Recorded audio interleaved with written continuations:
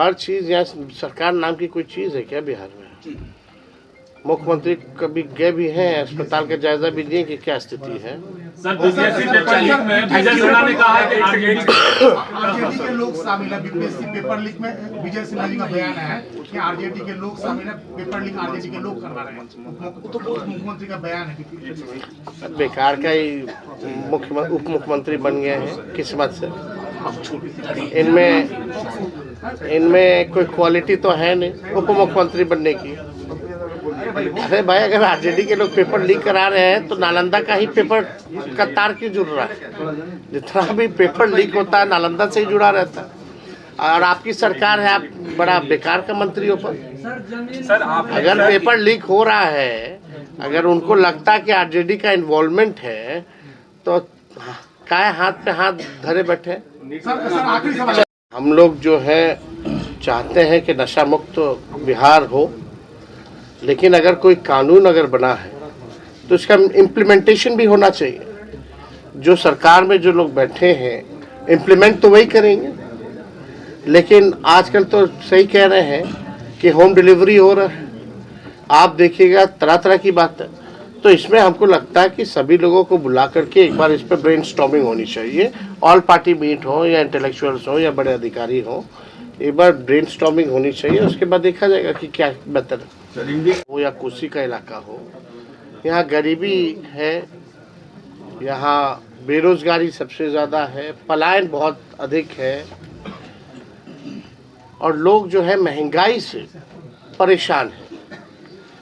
खास तौर पे यहाँ ऐसा परिवार नहीं मिलेगा जिस परिवार का व्यक्ति कोई ना कोई दूसरे राज्य में जाकर के काम ना कर रहा हो, बाहर पलायन ना किया हो। और ख़ास तौर पे महंगाई की जो मार है सबसे ज़्यादा जो है झेलती है महिलाएं झेलती हैं। घर चलाना उनके लिए काफ़ी दिक्कत हो जाता है। घर में कोई बीमार हो जाए तो पूरा घर का जो बजट जो है वो बिगड़ जाता है। और हम लोगों ने जो जाति आधारित गणना कराई थी उसमें 94 लाख परिवार ऐसे हैं जिनका आय 6,000 से भी कम है। तभी हम लोगों को ख्याल आया कि इस महंगाई की मार जो महिला अपने मन को मार के रखती है, अपने पसंद की चीज़ों को खरीद नहीं पाती हैं, कुछ पसंद की चीज़ों को बाहर जा कर के खा नहीं पाती हैं, बच्चों के लिए दवा नहीं ले पाती हैं, कहीं बचत उनका नहीं हो पाता है। तो इसलिए हम लोगों ने तय किया इसी फीडबैक के अनुसार कि हम लोग माई बहन मान योजना लाएंगे और ठीक सरकार बनने के 1 महीने के अंदर इसको इम्प्लीमेंट किया जाएगा। योजना का सीधे 2500 रुपये जो है खाते में महिलाओं के हम लोग डालेंगे। और हम लोगों ने ये भी बताया कि जो वृद्धा पेंशन है या आपका जो सामाजिक सुरक्षा पेंशन जो है, बगल के झारखंड में चले जाइए तो 1000 रुपये मिलता है, तो हम लोग इसको 400 से बढ़ा करके 1500 रुपये करेंगे। स्मार्ट मीटर बहुत जगह लगा है, बहुत जगह नहीं लगा, लेकिन जो फीडबैक जो स्मार्ट मीटर का आया है, लोग बहुत परेशान हैं स्मार्ट मीटर से, बिजली के बिल से बहुत परेशान है। और बिहार देश में ऐसा राज्य है जहां बिजली सबसे महंगा मिलता है। तो हम लोगों ने तय किया कि 200 यूनिट फ्री में बिजली अगर हमारी सरकार बनेगी तो हम लोग करेंगे। और भी चीज़ें हैं, एक बार पूरा बिहार हम लोग घूमेंगे तो वैसे हम लोग ब्लूप्रिंट जो है, हमारा विजन क्या है बिहार के लोगों के लिए, वो हम लोग ज़रूर पेश करेंगे। लेकिन इस इलाके में हम लोगों ने ये भी तय किया कि सीमांचल को देखते हुए सीमांचल डेवलपमेंट अथॉरिटी का हम लोग गठन करेंगे और कोसी में भी कोसी डेवलपमेंट अथॉरिटी का हम लोग जो है गठन करेंगे, ताकि तेज़ रफ्तार से यहाँ का विकास हो। और आप लोग सब लोग को पता है कि इस मौजूदा सरकार में ब्लॉक लेवल चले जाइए, थाने में चले जाइए, भ्रष्टाचार जो है, भ्रष्टाचारियों का बोलबाला है, भ्रष्टाचार का बोलबाला है। इस पे सरकार जो है अंकुश जो है नहीं लगा पा रही है।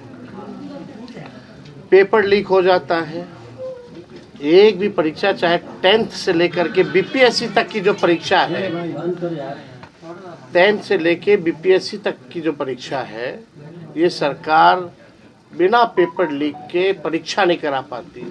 तो आप समझ सकते हैं बिहार में किस प्रकार का सरकार चल रहा। युवा परेशान है, महिलाएं परेशान है, बुजुर्ग परेशान है, छात्र छात्राएं परेशान हैं। इस मौजूदा सरकार में हम लोगों की पुरानी मांग रही थी कि बिहार को विशेष राज्य का दर्जा दिया जाए, लेकिन जब से एनडीए की सरकार आई है, लगातार बिहार के वोट के दम पर केंद्र में मोदी जी प्रधानमंत्री बने हुए हैं। हमारे चाचा तो भूल ही गए बिहार को जो है विशेष राज्य का दर्जा दिलाने की बात। अब तो चाहे तो दिला ही सकते हैं, क्योंकि he is also the part of the government of India. आज उनके बदौलत ही जो है सरकार चल रही, तो अब नहीं दिला पाएंगे विशेष राज्य का दर्जा, तो कब दिलाएंगे? मोदी जी एक बार नहीं 3 बार बन गए प्रधानमंत्री। अब पहली बार में ही वादा किया था कि हम बिहार को विशेष राज्य का दर्जा देंगे, विशेष पैकेज देंगे, कुछ नहीं किया। अभी हाल में जो बाढ़ आया उसके लिए भी कुछ नहीं किया, कोई पैकेज नहीं, देखने तक नहीं आए। लेकिन उस समय जब 8-9 में जो बाढ़ आया था कोसी में, तो उस समय प्रधानमंत्री मनमोहन सिंह जी थे, सोनिया जी आई थी, यूपीए की चेयरमैन थी, लालू जी रेल मंत्री थे। 1000 करोड़ का पैकेज उस समय दिया गया था। रेलवे द्वारा भी जो है बहुत सहयोग जो है उस समय किया गया था। लेकिन आप देखिएगा मौजूदा स्थिति, जो डबल इंजन की जो सरकार है, मुख्यमंत्री तो होश में है ही नहीं। कल ही जो है शायद निवेश की बात आई तो मुख्यमंत्री गायब थे, चाहे कोई भी उदाहरण दिया जाए। लेकिन मुख्यमंत्री जी तो कहीं कुछ बोलते ही नहीं। कोई अहम मुद्दा आ जाए, वक्फ बोर्ड का आ जाए, उस पर चुप्पी साधते हैं। उनके नेता पार्लियामेंट में कुछ करते हैं, यहाँ के नेता वाला किसको पकड़ के ले गया? सब तो जदयू भाजपा के लोगों को पकड़ के ले गया।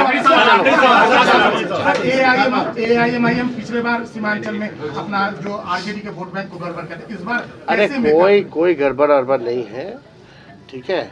हम लोग सब लोग जो है, लोकतंत्र में तो सब पार्टी को चुनाव लड़ना है, तो सबका स्वागत है, सब लोग लड़े। हम लोग अपनी ताकत को बढ़ाएंगे। नीतीश कुमार के युवाओं के लिए तो हम लोग जो रिक्त पद हैं, हम लोगों ने तो काम करके दिखाया।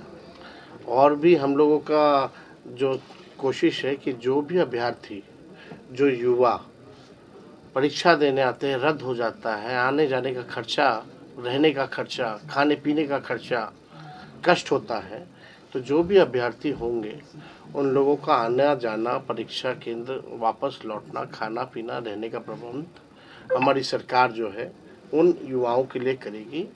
और बेरोजगारी भत्ते पर भी हम लोग जो है विचार कर रहे हैं।